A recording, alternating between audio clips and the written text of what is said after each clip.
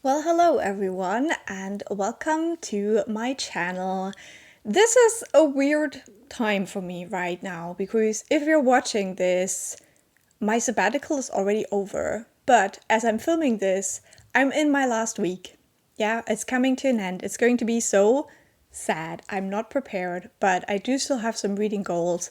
And one of those goals, or like one of those things I want to do this week, is read my 100th book of the year. I just finished my 99th book, so it is time to choose the one that will be my 100th book, and you will get a whole vlog about it. So the way this works is that I will update you when I'm 25% through the book, 50%, 75%, and then when I have finished the book.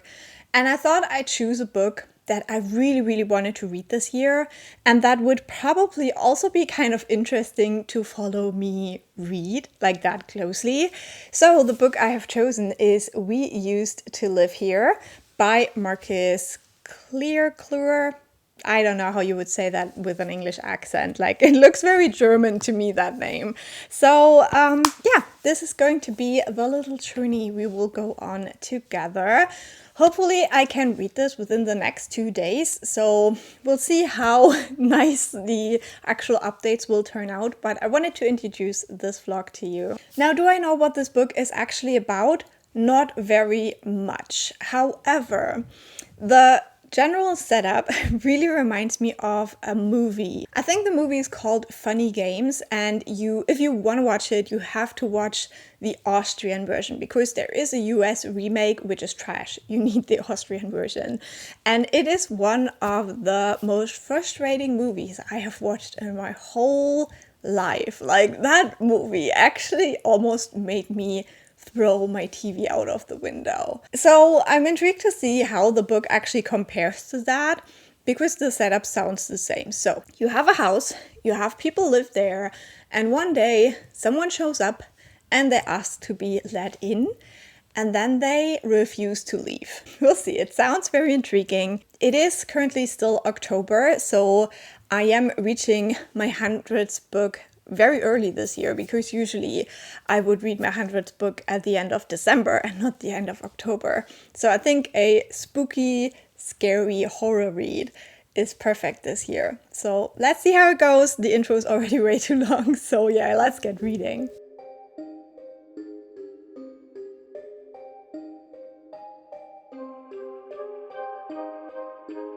I'm now 25% into We Used to Live Here, and so it's time for my first official update. And I think first I should tell you a little bit of what this book is about. Now, in this one, we have a lesbian couple. We have Eve and Charlie, who live together in this dilapidated house that they want to fix up and then put back on the market. This house is like very far removed from everything else, and there's basically only one way to get to the house, and that is over an old bridge. And when the weather gets really bad, that bridge will be closed. So it is an evening in the winter time. It is snowing, and Eve is home alone. She's waiting for Charlie to come back from town. However, then there is a knock, and there is a family outside. Eve can't really see where they came from. There's no car or anything. However, the man, the husband, Thomas, tells her that he used to live in the house and he would love to show his family where he grew up and whether that would be all right. Now, Eve is a little bit of a neurotic character. She seems to have some issues, but she's also dealing with them. She mentions a therapist as well. And so she really doesn't want these people to come inside. And if you have ever been sitting on your couch and you know you haven't ordered anything, you don't really get any visitors, and someone rings your doorbell, you will already feel quite uncomfortable at this point in the story. So now Eve is kind of trying to get rid of this family. Next to Thomas, we have his wife Paige, as well as 2 sons and then a daughter called Jenny. Jenny seems to be the youngest of the children, and she also seems very strange.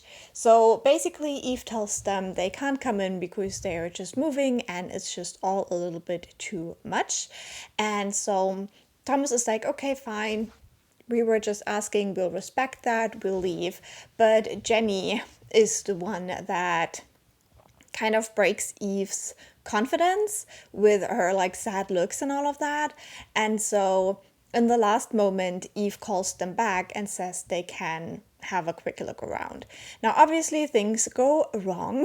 First of all, they all just seem a bit strange, and Thomas is pointing out like really weird things about the house that, just seem a bit off. Like there is this chandelier that he remembers that was made out of like animal antlers and all of that. So yeah, things just seem a bit off. There's like weird stuff happening. Eve is really worried about Charlie because she should have been home by now, but she still isn't. And then Jenny goes missing. Basically, they find a way that Jenny can sneak into the basement, and for some reason the house has a huge basement. There's like multiple like hallways and rooms in the basement, and so they search for her, and it just gets weird, very weird. So far, this book has a lot of things that make me super uncomfortable. As I said, this whole idea of like people ringing at your front door, like strangers, and they want to come into your house, that is already like super not great. But then we move along the story. We do have the creepy child. Like Jenny is definitely creepy. I do not trust that girl. Like she is so weird. Like she keeps repeating stuff her dad says. She asks questions, but she basically screams them.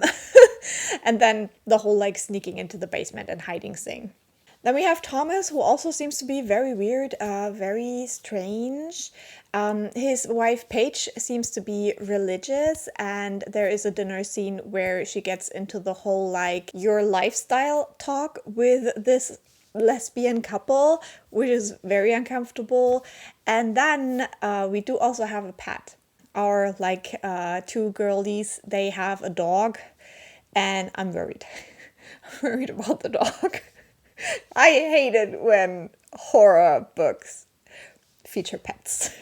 So far I would say it's going well. I think the book is doing exactly what it is supposed to do, which is to make me feel super uncomfortable. I can hardly continue reading this because I'm like, I don't even want to really know what's going on. Like, I'm fine. Just at this moment, there was another like thing with like Thomas, where he also said a name. So now the question is like, ooh, like family history, name, what's going on with that? He also seems to be doing things that he can't really snap out of. Like he seems to get into like these frozen states. We'll see. So the vibes are there. I definitely feel for Evie and Charlie. I really love them both. I think that Evie as the narrator, with her a little bit more neurotic thoughts, is very great because, yeah, we as the readers, we also feel like super uncomfortable with all of that, and we have seen everything that she's seen. And then Charlie is the more like confident one in the couple. She's the one who doesn't mind challenging Paige when she comes with all of her like religious talk, and also she seems to be the more rational one.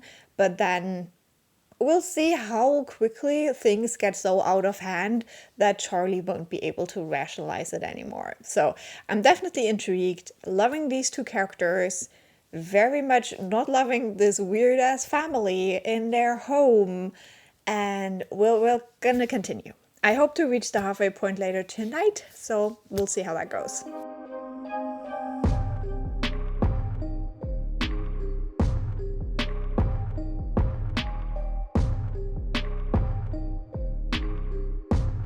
Okay, it's now dark out, so the lighting might not be great, but I'm now halfway through the book. Oh my god, like, I'm hooked. Let me say that. My dinner is getting cold because I just really wanted to finish this chapter, and it is creepy. Like, this definitely reminds me a little bit of House of Leaves, but just less pretentious and a little bit more confused. We have way less of an idea what is going on. Our main character has now left the house, and there have been like things that she has learned. We don't really know about what though. Like, that's the thing. Like, we don't know if she's learned anything about the house, about the people. about something else. Like, I have a suspicion here, but it's like, it's scary. Like, my suspicion reminds me a little bit of Hollow Places by T. Kingfisher. And it's scary. Like, that book scared me. That book scared me so much. And it's like one of those things that I will forever find scary. Because, like, it could be real. It could be real. Like, there's a lot of things that don't scare me, like vampires don't scare me, zombies don't scare me, werewolves don't scare me, because I don't think they're real. But there is stuff where I'm like, this could be real. And like multiple dimension stuff, alien stuff, space stuff, that could be real. We have no idea. Oh, also like deep sea stuff. We have no idea what's down there. So I'm super intrigued by this book. I just want to keep reading. I don't even know what to tell you apart from like, ugh. The dog though. I'm so worried about the dog. The dog doesn't seem to be like super smart, but also maybe she's just trying to be helpful. But I'm so worried about the dog, and nothing can happen to the dog. Okay, I think really that is the extent of what I can say. Like, we're learning more stuff, but we have no idea what we're learning. It's all like still super uncomfortable. There is this moment, because like we're looking at this couple, right? When the partner of our main character Eve returns, and then there's this moment when she's just gone again, and it's like, what do you mean? What do you mean? Like, it was so comforting to know that there's like one other person that is normal, and that person is gone. I'm not okay. I'm not okay reading this book, so I don't know if I will actually continue reading tonight. I think I might just put on a movie and continue reading tomorrow, because I'm a bit worried that I might not be able to sleep otherwise. Like, there is this thing, like I have this little journal that I keep for my TBR progress stuff. And I know that earlier today I wrote in it, so I had it in my hand, and I have a fixed spot where I always put the journal. And while I was reading the book earlier, I noticed that the journal is in the weirdest place. I do not remember putting it there. I'm pretty sure that the cat actually like contributed to it ending up there, but it's like so far away from where I normally put it, and it freaked me out. Like, I know it's just my brain. Like, a lot of this book is just about brains and kind of like, you know, false memories and stuff. But still, why did I put that journal there earlier? No idea. So I will go have my dinner now and then probably not read more. But if I do, I'll let you know. And then we'll pick it back up tomorrow.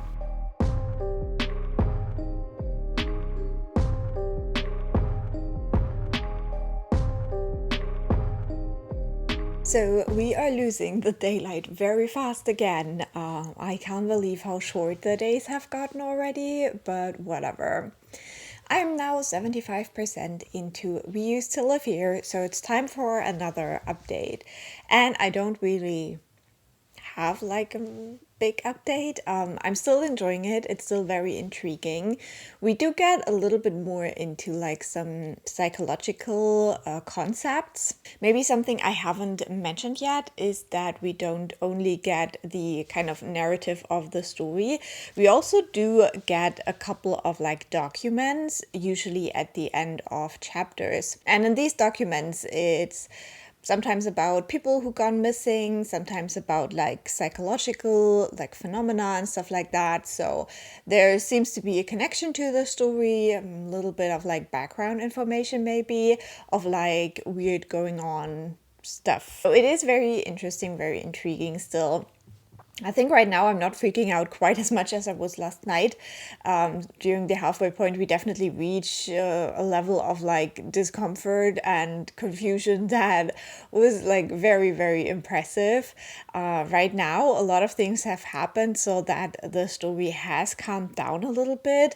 But right at this point where I'm at right now, the main character is doing something that I think will ultimately lead to like the big thing that is probably going to be the ending, whatever it's going to be.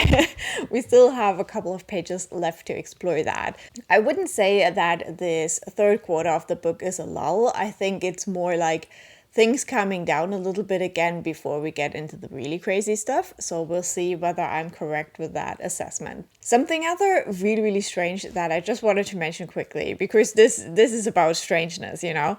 I'm also reading Never Whistle at Night currently, and I'm reading one story every day. And the story I read today is Tommy Orange's story. And I just want to talk about this for a second, because this word, the title of the story, what this explores, is one of the psychological concepts that is discussed in We Used to Live Here. And I've never heard of this before. Like, probably I have heard of like a condition like this before, but I've definitely never heard that word before. And for it to like crop up in two of my books, and it's both like unsettling and creepy right now, it's like, yeah, okay, we're doing the Halloween vibes. I'm getting it. And I hate coincidences like that just seem like, you know. And it's like a fascinating concept. It's basically a condition where you think that your loved ones have been replaced, that the people that claim to be your loved ones aren't actually them. So sounds like very terrifying, very strange. So yeah, I'm having a good time. I think I won't drag this update out for too long. Still worried about the dog though. Still worried about the dog. Please let the dog be okay. There was like one scene with the dog. Yeah, like if the dog is not okay at the end of this book, 1 star. I'm just saying. So I think let's go ahead and finish this.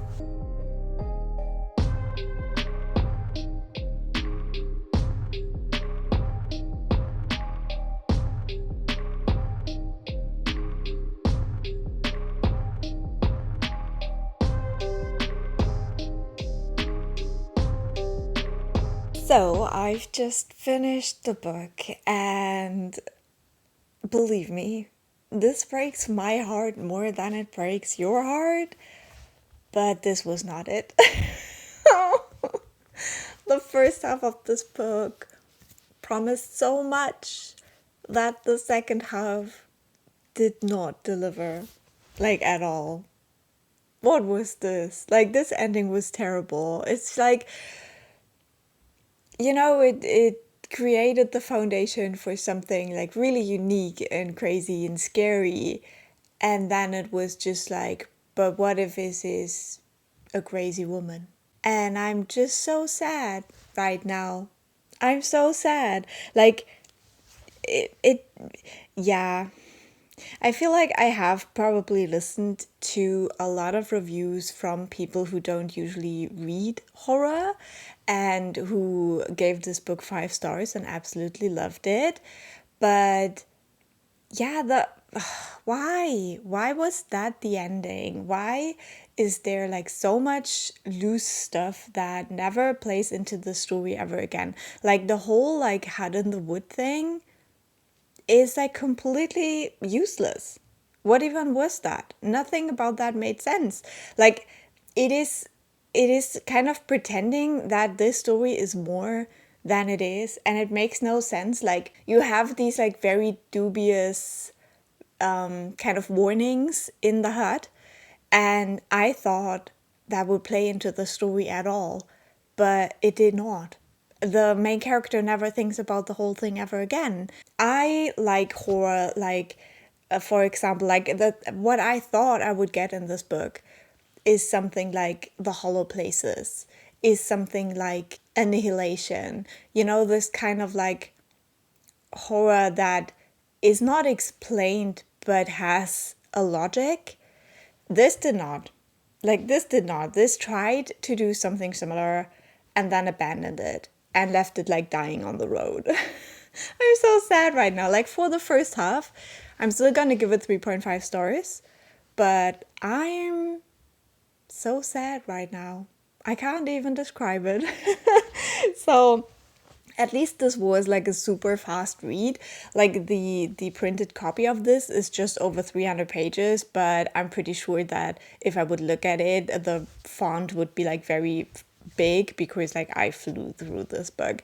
It's very, very easy to like read very quickly. So that's good because that is what I needed this week. But I really thought this would be like the horror book I read this October.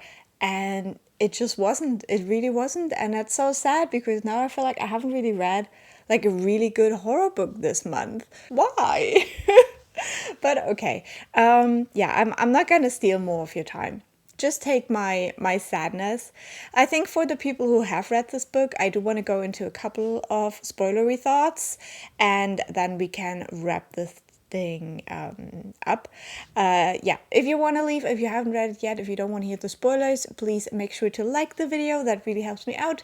And in the comments, maybe let me know what was your favorite spooky book you've read in October. I would love to hear about that. So let's just backtrack a little bit for the spoilers. We do have Eve and Charlie in the house, and I did really like, I wasn't really sure where it was going. Like, as I said, the whole setup reminded me of that movie, Funny Games, but it is completely different. Like, you do have a little bit of that, like, super awkward, like, uncomfortable feeling at the beginning of the book with this family, but then it very quickly turns into a different direction that, as I said, reminded me more of Annihilation and The Hollow Places, where it seems that somehow you can switch between different realities when you're in this house. We do have the whole like old house thing, which doesn't seem to refer to the house at all, so we don't know what that means.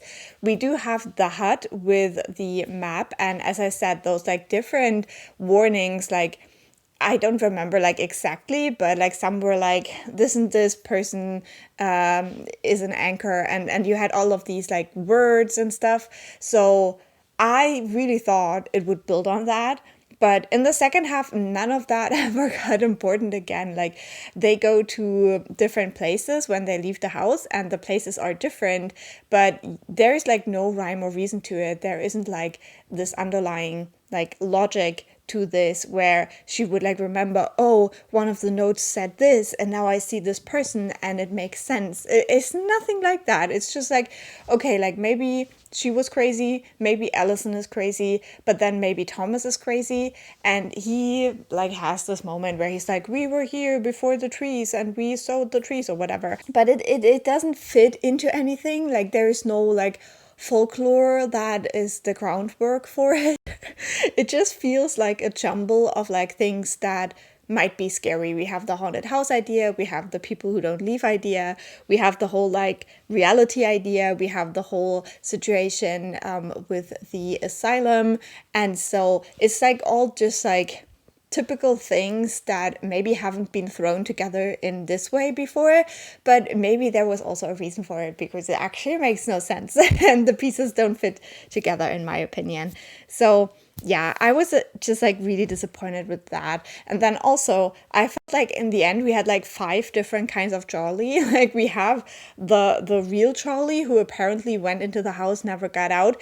We have the fake Charlie in the motel, and then we have the Charlie who also exists kind of in like what? So like, where do all of these Charlies come from?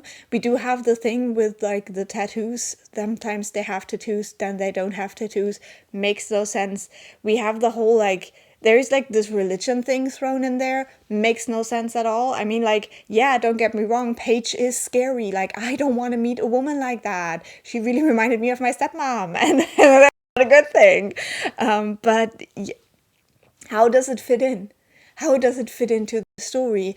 If Thomas is a being that was there before the mountains were there, why does he believe in God? Make it make sense. So I feel like this is one of those books where it's not like, ooh, there's like so much you can discuss about the ending now. This is a book where I feel like, yeah, you had a lot of ideas, you jumbled it around a little bit, and I thought it would turn out mysterious. But for me, this did not.